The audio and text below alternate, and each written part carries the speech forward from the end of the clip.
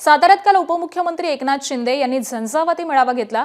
जिल्हा परिषद अध्यक्षपद निवडणुकीवरून आमदार महेश शिंदेंशी झालेल्या वादाची किनार या मेळाव्याला होती। शंभूराज देसाईंनी घडलेल्या गोष्टी आपल्याला सांगितलेल्या आहेत, त्यावरती योग्य वेळी बोलेन। साताऱ्यामधली जनता स्थानिक पातळीवरती घडलं ते सहन करणार नाही। मैं कैसे को छोडता नहीं असा इशारा शिंदे यांनी दिलेला आहे। तर जिल्हा परिषद अध्यक्ष कोणीही झाला तरी लोकांच्या मनातला अध्यक्ष हा शिवसेनेचाच आहे, असं देखील ते म्हणाले।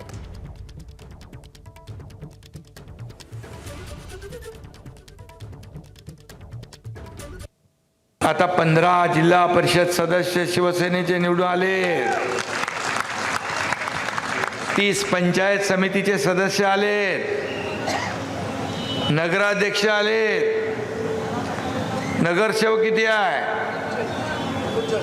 39 नगरसेवक आहेत।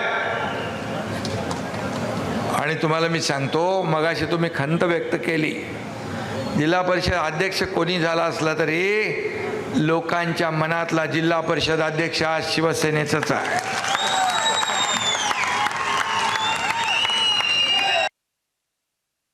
याच भूमीने आता शिवसेनेला भक्कम साथ देण्याचा निर्णय घेतलाय, म्हणून मी इथं आलोय तुमच्या पाठीवर शाबासकीची थाप द्यायला।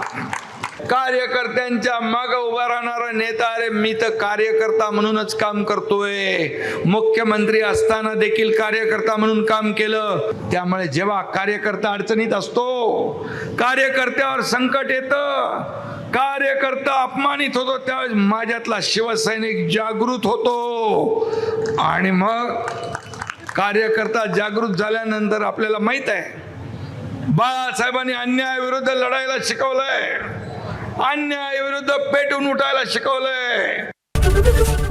एबीपी माझा, उघडा डोळे बघा नीट।